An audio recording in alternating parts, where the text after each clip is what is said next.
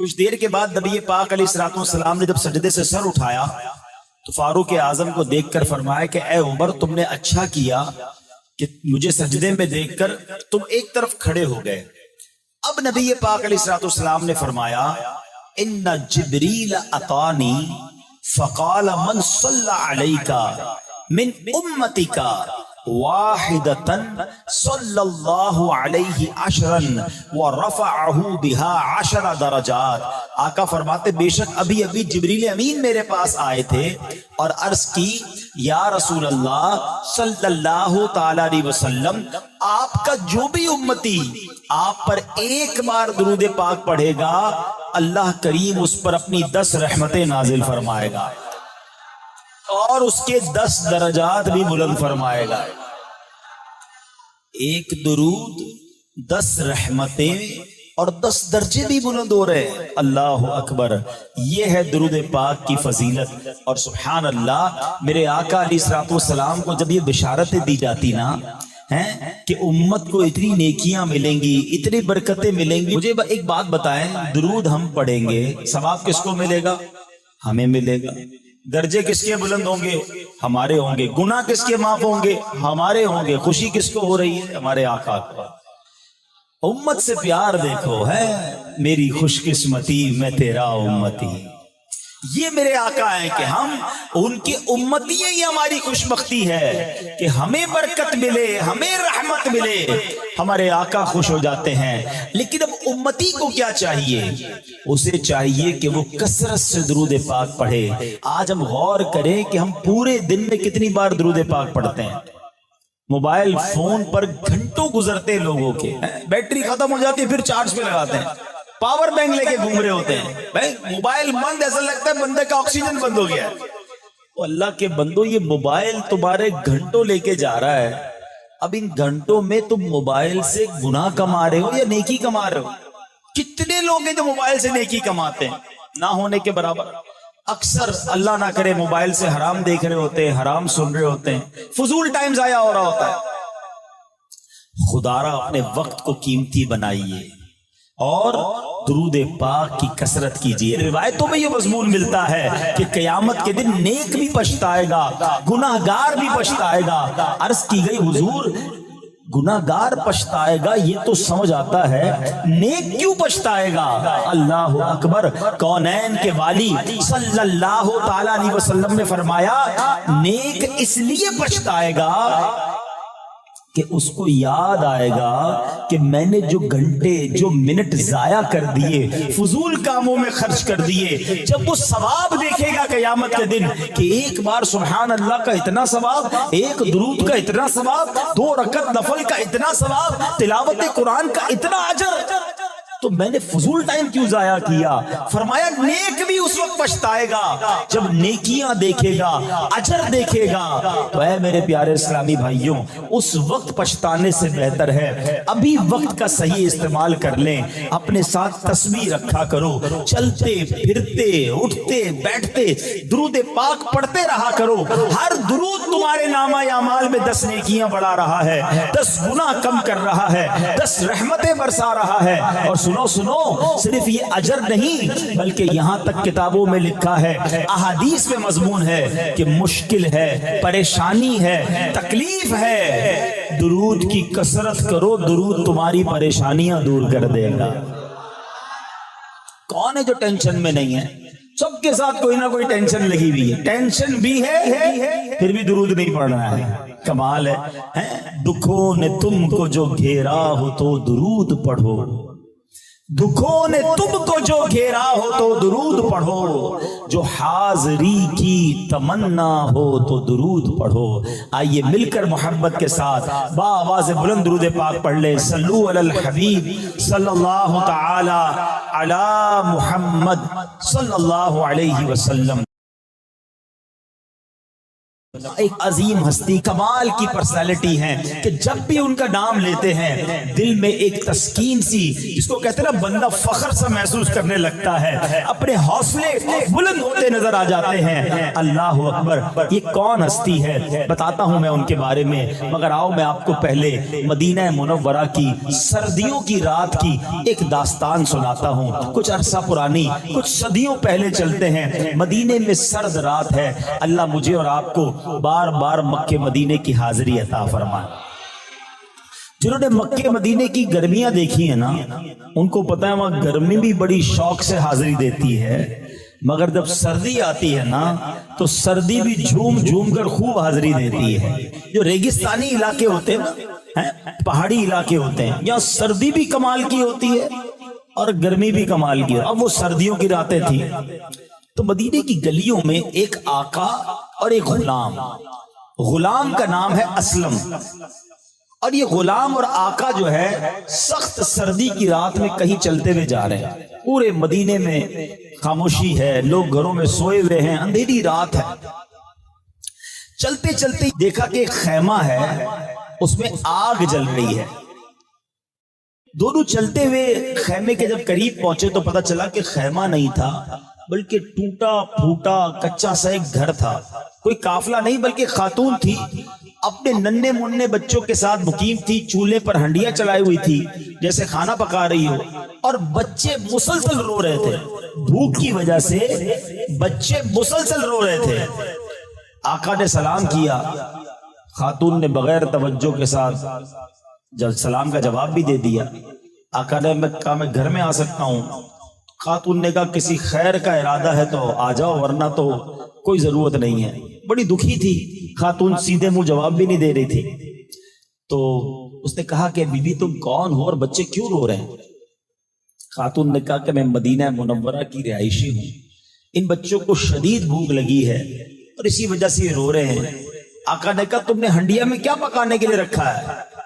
خاتون نے کہا اس میں صرف پانی ہے، میں نے بچوں کو بہلانے کے لیے پانی ہنڈیا میں رکھ دیا ہے کہ یہ تھک کر روتے روتے سو جائیں، مجھے کھلانے کو کچھ نہیں ہے، میں غریب عورت ہوں، امیر المومنین کو کیا خبر کہ ہمارا کیا حال ہے؟ وہ خاتون کہتی ہے کہ ہمارے اس حال کی امیر المومنین کو کیا خبر، حالانکہ ان کا حق ہے کہ وہ ہماری خبر رکھے۔ یقیناً قیامت کے دن اللہ کریم امیر المومنین اور ہمارے درمیان فیصلہ فرمائے گا، اور یقیناً آخرت کی پکڑ بہت سخت ہے۔ آقا نے اس دکھیاری عورت کی بات سنی تو آبدیدہ ہو گیا اور نرم لہجے میں کہا کہ اے بی بی، اللہ تمہاری مصیبتیں اور پریشانیاں دور کرے، مگر امیر المومنین کو کیا معلوم کہ تم اس حال میں ہو؟ وہ عورت کہتی وہ ہمارا حاکم ہے، ہم سے غافل ہے، اسے معلوم ہونا چاہیے ہم کس حال میں ہیں۔ بہرحال آقا اس دکھیاری عورت کی بات سن کر باہر آ گیا، اپنے خادم اسلم کو کہا کہ اسلم جلدی چلو۔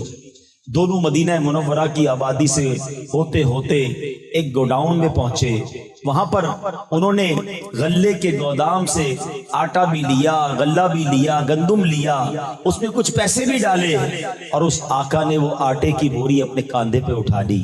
غلام کہتا ہے آقا میں آپ کے ساتھ ہوں، مجھے یہ بوری اٹھانے دیجئے۔ آقا کہتا ہے اسلم قیامت کے دن میرے گناہوں کا بوجھ کون اٹھائے گا؟ یہ تو دنیا کا بوجھ ہے، یہ مجھے ہی اٹھانے دو۔ یہ بوری اٹھا کر جا رہا ہے، غلام کہتا ہے آقا مجھے اٹھانے دیں۔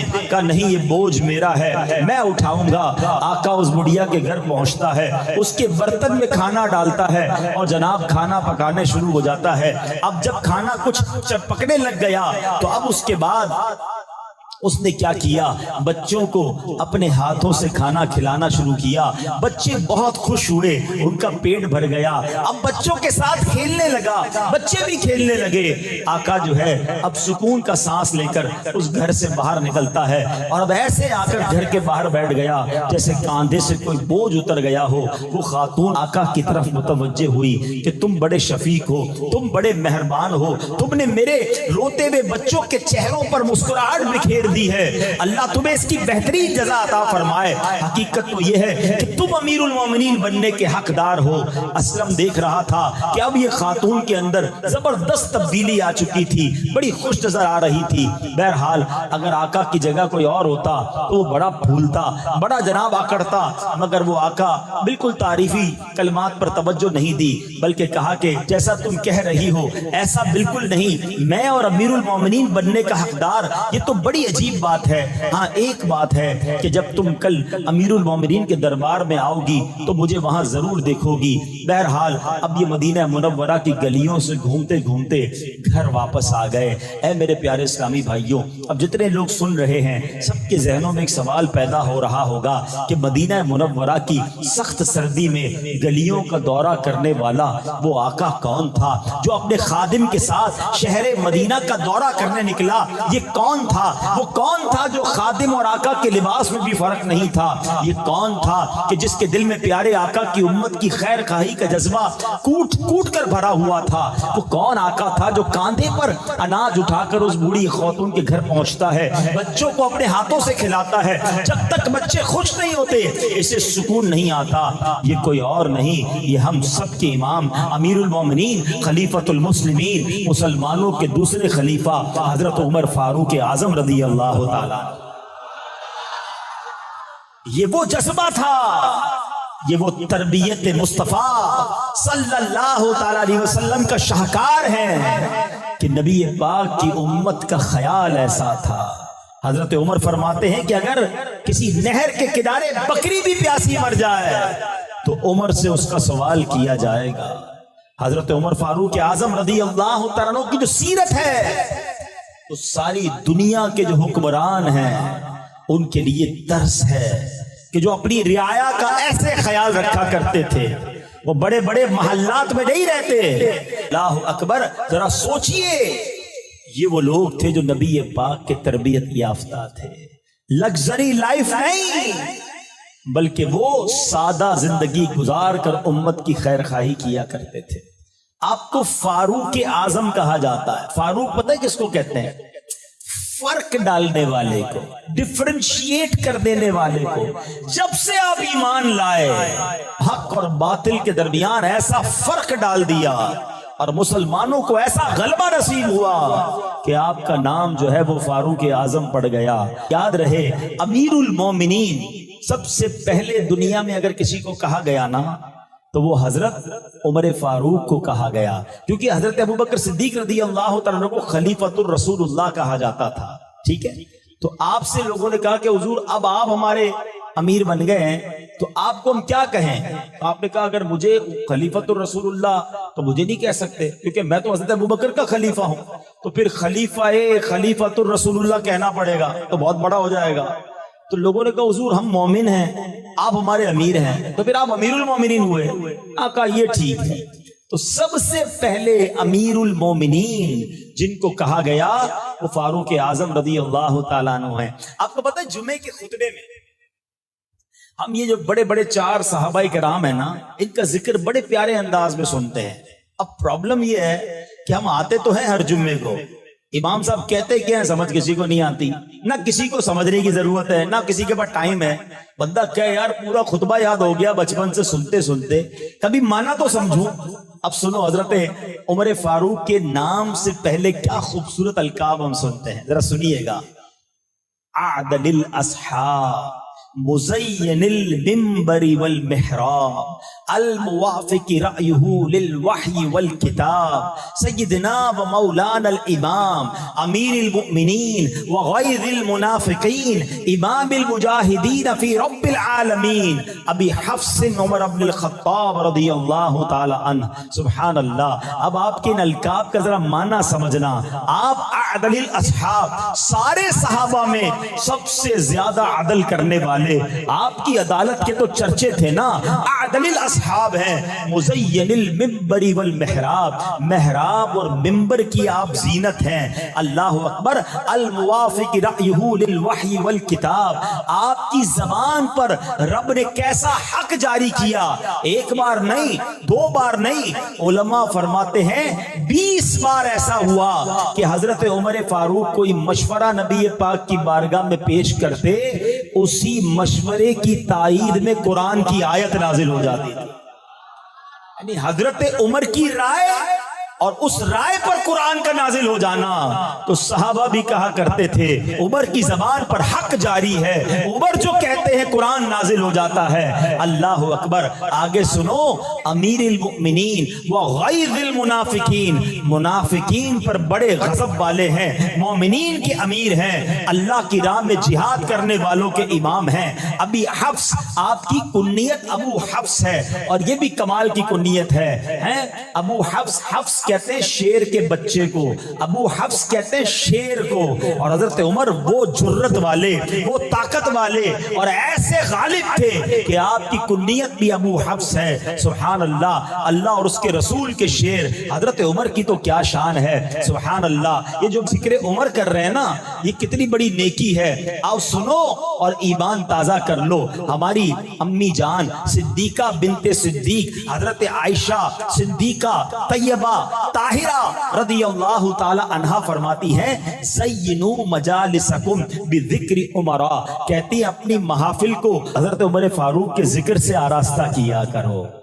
جب بیٹھا کرو نا تو عمر کا ذکر کر لیا کرو. دوستوں میں بیٹھو, گھر میں بیٹھو, مجالس, اکیلے بیٹھنے کو بھی مجلس کہتے ہیں, اکیلے میں بھی عمر کا ذکر کیا کرو, تمہاری مجلس کی زینت بڑھ جائے گی. تو آؤ امی حضور کا حکم مانتے ہوئے حضرت عمر کا ذکر کرتے ہیں. اللہ ان کے صدقے ہم پر رحمتوں کی بارش نازل فرمائے. ارے حضرت عمر کی فضیلت بیان کرنے کے لیے ایک ہی حدیث کافی ہے. اللہ کے نبی فرماتے ہیں میرے بعد کوئی نبی ہوتا تو عمر ہوتا. اب امیجن تو کریں نا, اب سوچے تو صحیح کہ وہ کیا پرسنالٹی ہوں گے کہ جن کے بارے میں یہ کہا جا رہا ہے. اللہ اکبر. حضرت عمر کا ایمان قبول کرنے کا واقعہ کیا کمال کا واقعہ ہے. مختلف روایتوں میں مختلف انداز سے نقل کیا گیا. ماجرا یہ تھا, حضرت عمر جب ایمان نہیں لائے تھے, ٹھیک ہے, 39 مسلمان ہوئے تھے. ذرا سمجھیے گا دور کیسا تھا کہ صرف 39 مسلمان تھے, ٹھیک ہے, 39 مرد مسلمان ہوئے تھے, کچھ خواتین ہوئی ہوں گی. ایک گھر تھا, اللہ پاک آپ کو اور مجھے بار بار مکے مدینے کی حاضری عطا فرمائے.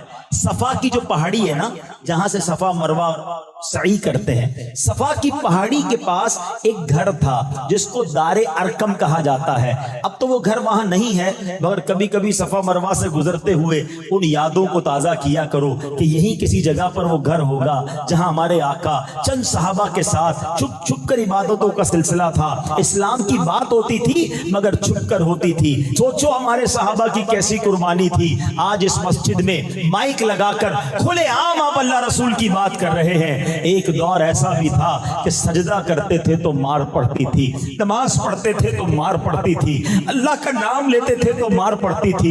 اتنا ستایا جاتا تھا. کعبہ سامنے تھا. کبھی سوچو صفا کی پہاڑی اور کعبے کے درمیان ڈسٹنس کتنا ہے, بہت تھوڑا سا, مگر صفا پہ بیٹھے ہیں, طواف نہیں کر سکتے, کعبے پر آ کر دیدار نہیں کر سکتے, کعبے کا طواف نہیں کر سکتے کیونکہ کفار مارتے تھے. اتنا خوف, اتنا ظلم تھا. 39 مسلمان ہیں اور حضرت عمر ابھی ایمان نہیں لائے. حضرت عمر نے تلوار لی اور تلوار لے کر کہیں جا رہے ہیں.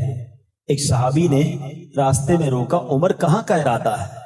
کہتے مسلمانوں کے نبی کو معاذ اللہ شہید کرنا ہے, اللہ کے رسول کو شہید کرنے کا ارادہ ہے. کہا اے عمر کیا کر رہے ہو تم؟ بنو زہرا اور بنو قریش کو کیسے سنبھالو گے؟ یہ قبیلے تمہارے خلاف ہو جائیں گے. بڑے جلال والے تھے, بڑا انداز تھا حضرت عمر کا. کہا لگتا تم بھی مسلمان ہو گئے ہو, مجھے ڈرا رہے ہو, مجھے روک رہے ہو, تم بھی ایمان لے آئے لگتا ہے.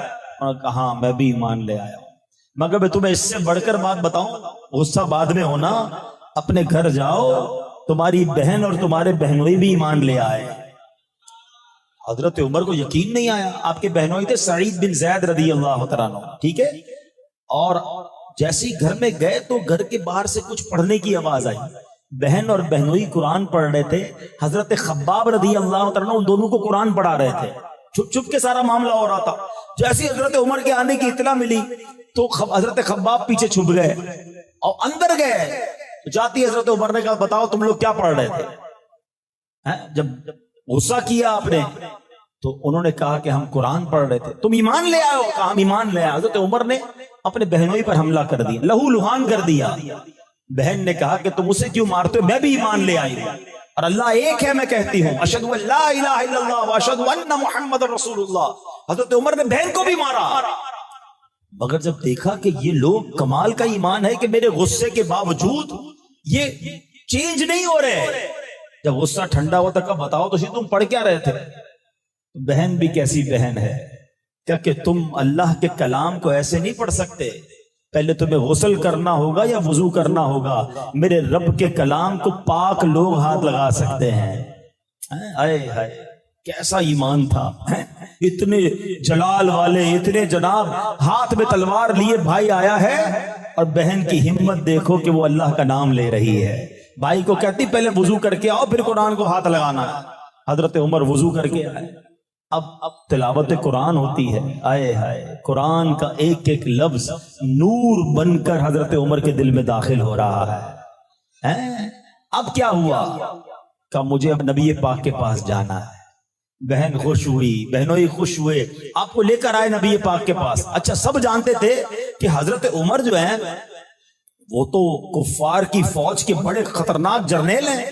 تو حضرت عمر آئے, صحابہ نے کہا حضرت عمر آئے. اس وقت تو مسلمان نہیں ہوئے تھے, اندر جتنے صحابہ تھے سب گھبرا گئے کہ عمر آئے حملہ کرنے.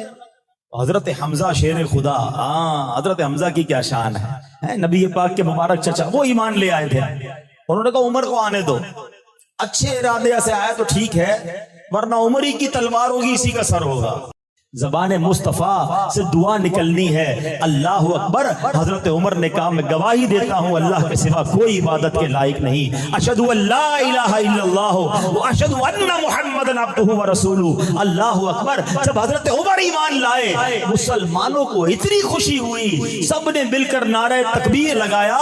اس نعرے کی یاد میں ہم بھی نعرہ لگاتے, نعرہ تکبیر, نعرہ تکبیر, نعرہ رسالت. ہر صحابی نبی, ہر صحابی نبی. آئے ہائے ہائے کیا منظر تھا. جب پڑھو نا اس واقعے کو کہ حضرت عمر کے ایمان لانے کے بعد جو مسلمانوں کو حوصلہ بڑھا. آپ کو متمم الاربعین کہا جاتا ہے, آپ 40ویں ہیں, 40 کا عدد پورا کرنے والے حضرت عمر ہیں. اور سنو اس کے بعد کیا ہوا. حضرت خباب پتہ ہے کیا کہتے ہیں, تھوڑے دن پہلے ہی نبی پاک نے دعا کی تھی اے اللہ ایک دے دے اور اس سے اسلام کو عزت مل جائے. ذرا سوچو حضرت عمر وہ ہیں کہ جن کے سبب اسلام کو عزت ملی ہے. میں اور آپ ایمان لائے, ہمیں عزت اسلام کی وجہ سے ملی ہے, مگر حضرت عمر وہ ہیں کہ جب سے آپ ایمان لائے آپ کے ایمان لانے کے بعد اسلام کی عزت میں اضافہ ہوا ہے.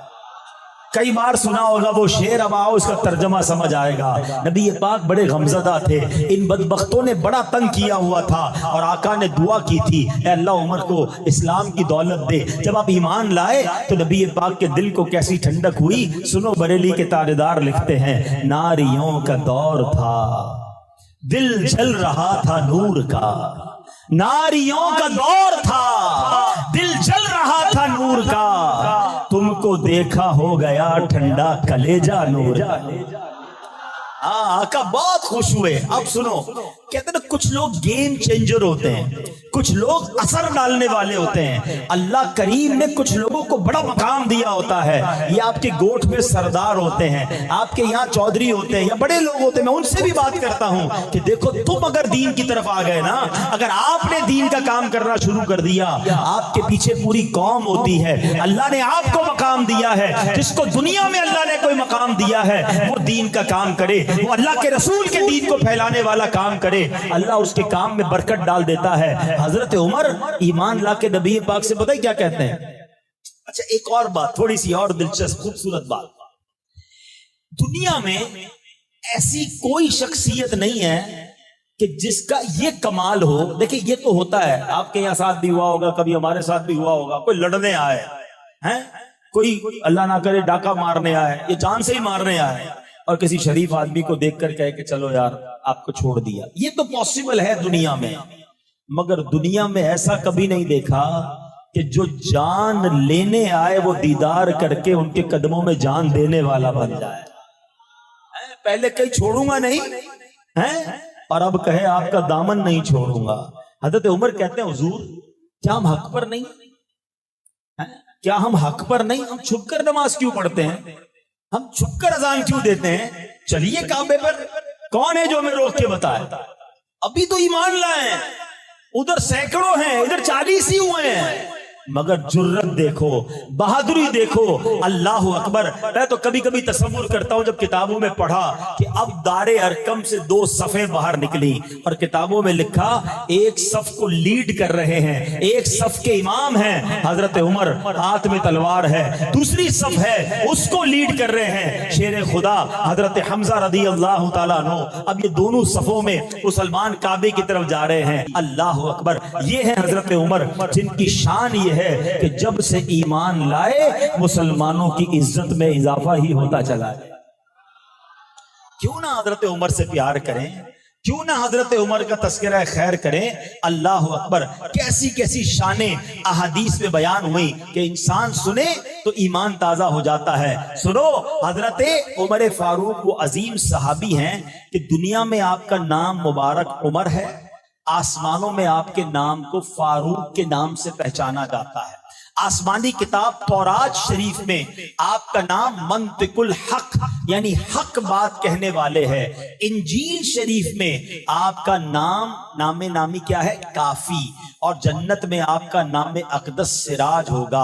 सुभान अल्लाह। नबी पाक अलैहिस्सलाम के ये अजीम सहाबी मक्का मुकर्रमा में पैदा हुए। 40 का अदद इनकी वजह से पूरा हुआ और आपको मुराद रसूल भी कहा जाता है।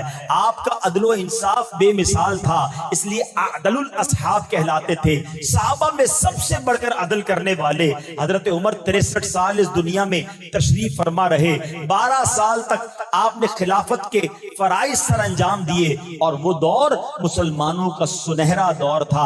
आपका अंदाज़े हुकूमत, आपका अंदरो इंसाफ, आपका मुबारक अखलाक और किरदार, खौफे खुदा, तकवा व परहेजगारी, आजी और इंकिसारी, रहम दिली कयामत तक के लिए आने वाले मुसलमानों के लिए एक शानदार नमूना है। आपको पता है आज भी दुनिया की बड़ी बड़ी सुप्रीम कोर्ट्स में, बल्कि यूरोप के, अमेरिका की अदालतों में भी उमर लॉ पढ़ाया जाता है। हजरत उमर ने इस दुनिया में बहुत सारे काम पहली बार किए। आपने गवर्नर की पूछ परछ का निजाम आपने किया, काजी का निजाम, अदालतों का निजाम आपने सबसे पहले बनाया, और भी बहुत सारे काम ऐसे थे जो आपके दौरे खिलाफत में आगे बढ़े। सुभान अल्लाह। हजरत उमर फारूक रदी अल्लाह तआला के बारे में सुनिए। एक बार नबी पाक अलैहिस्सलाम की बारगाह में जिब्रील अमीन हाजिर हुए और जिब्रील अमीन को नबी पाक ने कहा कि ए जिब्रील, उमर के फजाइल और अल्लाह पाक के यहाँ इनका मकाम और मर्तबा क्या है, जरा बयान कीजिए। कौन कह रहा है? नबी पाक कह रहे हैं। और किसे कह रहे हैं? फरिश्तों के सरदार जिब्रील अमीन से। मगर हजरत जिब्रील क्या कहते हैं? लौ जलस्तु माअका क़द्र मा लबिथ नूहुन फी कौमिही। हुजूर मैं इतने साल आपके पास बैठूं जितनी हजरत नूह अलैहिस्सलाम की उम्र है। लम अस्तती अन उखबिरका बिफदाइली उमरा वमा लहू इंदल्लाह। हुजूर मैं आपकी खिदमत में बैठूं इतनी साल जितनी हजरत नूह की उम्र थी, और मैं सारी उम्र फजाइल उमर बयान करता रहूं, हुजूर फिर भी पूरे तौर पर बयान नहीं कर सकूंगा। बैतुल मुकद्दस, अल्लाह अकबर। ये वाकया सुनने वाला है कि हजरत उमर का जिक्र कैसे आसमानी किताबों में था कि बैतुल मुकद्दस जब फतह हुआ ना, तो उसकी फतह का वाकया बड़ा हैरान कुन है। जब पहली बार फतह हुआ हजरत उमर के दौर में, हजरत उमर फारूक आजम रदी अल्लाह तआला अन्हु ने, बहुत बड़े सहाबी हैं, जर्नेल हैं, अशरा मुबशरा में से हैं, हजरत अबू उबैदा बिन जर्राह रदी अल्लाह तआला, उनको उन्होंने सिपह सालार बनाया और लश्कर देकर बैतुल मुकद्दस रवाना कर दिया। हजरत अबू उबैदा बिन जर्राह रदी अल्लाह तआला अन्हु लश्कर के साथ बैतुल मुकद्दस पहुंचे और उन्होंने जो بیت المقدس کا جو قلعہ تھا جس میں کافر اندر تھے، غیر مسلم اندر تھے، آپ نے اس کا گھیراؤ کر لیا، 4 مہینے تک محاصرہ کر کے رکھا، مگر فتح نہیں ملی۔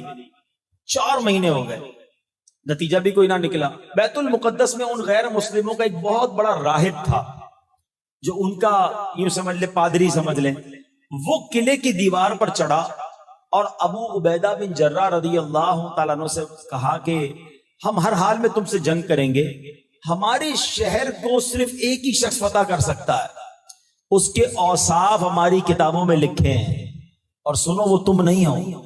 حضرت ابو عبیدہ بن جراح کو کہا تمہارے ہاتھ میں فتح نہیں ہے، ہاں ہماری کتاب میں ہمیں پتا ہے ایک بندہ ایسا ہے کہ جب وہ آئے گا نا تو وہ فتح کر لے گا، ہمیں یہ قلعہ چھوڑنا پڑے گا۔ اچھا، حضرت ابو عبیدہ بن جراح جو بڑے کمال کے تھے، کہا بتاؤ تو صحیح وہ کون ہے، کسی طرح پتہ تو چل جائے کہ ان کی کتابوں میں کس کا ذکر ہے۔ اچھا، وہ راہب بھی کمال ہے، اس نے بتا دیا کہ کہا ہماری کتاب میں لکھا ہے کہ وہ جناب محمد رسول اللہ صلی اللہ علیہ وسلم کا امتی ہوگا، اس کا نام عمر بن خطاب ہوگا، لوگ اسے فاروق کہیں گے، دینی معاملات میں بڑا سخت ہوگا، اللہ پاک کے معاملے میں لوگوں کی ملامت کی وہ پرواہ نہیں کرتا ہوگا۔ سبحان اللہ۔ حضرت ابو عبیدہ بن جراح نے یہ سنا تو آپ تو خوب خوش ہو گئے، نعرہ لگایا آپ نے کہا فتحنا البلد ورب الکعبہ، رب کعبہ کی قسم ہم نے یہ شہر فتح کر لیا، چابی مل گئی نا، اس کے منہ سے نکل گیا، ہماری کتابوں میں لکھا ہے، آسمانی کتابوں میں لکھا ہے بیت المقدس فتح ہوگا مسلمانوں کے ہاتھوں، مگر ابو عبیدہ بن جراح تم نہیں ہو، وہ ایک کوئی اور ہے۔ اچھا، اس کو یہ نہیں پتا تھا شاید کہ حضرت عمر حیات ہیں اور حضرت عمر نے ان کو بھیجا ہے۔ حضرت ابو عبیدہ بن جراح نے فوراً لیٹر لکھا، حضرت عمر کو حضور تشریف لائیے، اب کام آپ کے ہاتھ سے ہی ہونا ہے، اب کسی اور کے ذریعے نہیں ہونا، اب سنو مسلمانوں کے خلیفہ ہیں، عاجزی اور انکساری کا عالم کیا ہے، کسی کو پتا چلے کہ آپ جناب آئیے، بہت بڑا کام آپ کے ہاتھ سے ہونے والا ہے، وہ پہلے تو لشکر تیار کرتا ہے، پھر تو جناب شہر میں خبر دیتا ہے کہ دیکھو میری شان یہ ہے، میں جب تک نہیں جاؤں گا افتتاح نہیں ہوگا، دروازہ نہیں کھلے گا، کام نہیں ہوگا۔ حضرت عمر اپنے غلام کے ساتھ روانہ ہوتے ہیں، خچر ایک ہے، سواری ایک ہے، سفر بہت بڑا تھا، تو کہا ایسا کرتے ہیں کچھ گھنٹے میں سواری کروں گا، تم لگام کھینچ کے اس خچر کو یا گھوڑے کو چلانا، اس کے بعد کچھ گھنٹے تم سواری کرنا تو میں چلاؤں گا۔ اللہ اکبر! کیا دنیا نے یہ مثال دیکھی کہ غلام خچر پہ بیٹھے اور امیر المومنین سواری کو چلائیں؟ ایسا ہی ہوتا رہا، یہ باریاں ہوتی گئیں۔ حضرت عمر بیت المقدس کے پاس پہنچ گئے، کمال دیکھو، اب جب بیت المقدس کے قریب پہنچنے کا وقت آیا نا تو وہ باری آپ کے غلام کے خچر پہ بیٹھنے کی تھی۔ غلام کہتا حضور سارا شہر آپ کا انتظار کر رہا ہے، پوری فوج آپ کا انتظار کر رہی ہے، ہم قریب پہنچنے والے ہیں، کتنا برا لگے گا کہ میں خچر پر بیٹھوں آپ پیدل چلیں۔ نہیں حضور باری تو میری ہے، میری عرض سن لیں، آپ بیٹھ جائیں، لوگ آپ کے استقبال کے لیے موجود ہیں۔ اللہ اکبر! ایسے ہی نہیں عادل الاصحاب کہا جاتا ان کو، ایسے ہی عدل کا شہنشاہ نہیں کہا جاتا۔ عمر کہتے باری تمہاری ہے، کوئی بات نہیں، اگر وہاں پر قوم استقبال کے لیے موجود ہے۔ اس دنیا نے یہ منظر دیکھا، امیر المومنین خلیفۃ المسلمین نبی پاک کے چہیتے صحابی جن کے ہاتھوں پر بیت المقدس فتح ہونا ہے، ان کا غلام خچر پر بیٹھا ہے اور وہ امیر المومنین اس خچر کی لگام تھامے بیت المقدس میں داخل ہو رہا ہے۔ اللہ اکبر! دروازہ کھٹکھٹایا گیا، بیت المقدس کا وہ راہب جو ہے وہ باہر آیا، اور جب اس نے باہر آ کر حضرت عمر فاروق کو دیکھا، دیکھتے ہی پہچان گیا کہ ہماری کتابوں میں جس بندے کے بارے میں، جس شخصیت کے بارے میں نشانی ہے، یہ وہی ہے جن کا ذکر ہماری کتابوں میں ہے۔ شہر انہوں نے فتح کرنا ہے، ان کافروں نے بغیر لڑائی کے بیت المقدس عمر فاروق اعظم کے حوالے کر دیا۔ مسلمانوں کو ایسی عظیم فتح نصیب ہوئی کہ جناب کوئی تلوار نہ چلی، بلکہ بغیر لڑائی کے بیت المقدس فتح ہو گیا، کیونکہ انہیں معلوم تھا ہماری کتابوں میں ان کا ذکر ہے۔ اب ذرا سوچو ان کا مقام کیسا ہوگا، ان کا مرتبہ کیسا ہوگا کہ ان کا ذکر صدیوں پہلے اللہ کی کتابوں میں لکھا ہے۔ یقیناً اب تو بائبل، انجیل اور توریت میں تحریف کر دی گئی ہے، اب وہ ایسی کتاب نہیں رہی جیسی پہلے نازل ہوئی تھی، اب ہمارا پڑھنا بھی جائز نہیں ہے۔ ہے، لیکن بتانا یہ مقصود ہے کہ یہ وہ ہستیاں ہیں جن کا ذکر اس طرح پرانی کتابوں میں تھا۔ سبحان اللہ میرے پیارے اسلامی بھائیوں، ایسے ایسے واقعات ہیں۔ حضرت عمر فاروق رضی اللہ تعالیٰ عنہ کے بارے میں آتا ہے کہ آپ کی حضرت ام کلثوم رضی اللہ تعالی عنہا پیارے آقا کی پیاری نواسی بی بی فاطمہ کی شہزادی تھی، وہ حضرت عمر کی زوجیت میں تھی۔ تو ایک دن حضرت عمر فاروق نے دیکھا کہ حضرت ام کلثوم بڑی رو رہی ہیں، تو آپ نے رونے کا سبب پوچھا تو کہا کہ کعب الاحبار رضی اللہ تعالیٰ کہتے ہیں کہ آپ جہنم کے دروازے پر ہیں۔ صحابی رسول حضرت عمر کا کمال دیکھیں، خود بہت بڑے صحابی عشرہ مبشرہ میں ہیں، یقیناً حضرت کعب الاحبار کا بڑا نام ہے، مگر حضرت عمر فاروق تو ان سے زیادہ افضل ہیں۔ اور جب یہ سنا تو آپ ڈر گئے، فوراً حضرت کعب الاحبار سے رابطہ کیا اور کہا تم میرے بارے میں یہ کہتے ہو میں جہنم کے دروازے پہ ہوں؟ تو کعب الاحبار پتہ کیا کہتے ہیں، اے امیر المومنین جلدی مت کیجئے، پہلے میری بات تو پوری سن لیں۔ اللہ کی قسم ذوالحجہ کا مہینہ ختم ہوتے ہی آپ جنت میں تشریف لے جائیں گے۔ یہ کیسی بات کر رہے ہو، ابھی مجھے کہتے ہو میں جہنم کے دروازے پہ ہوں اور ذوالحجہ ختم ہوگا تو جنت میں چلے جاؤں گا، اپنی بات کی وضاحت کرو۔ اللہ اکبر۔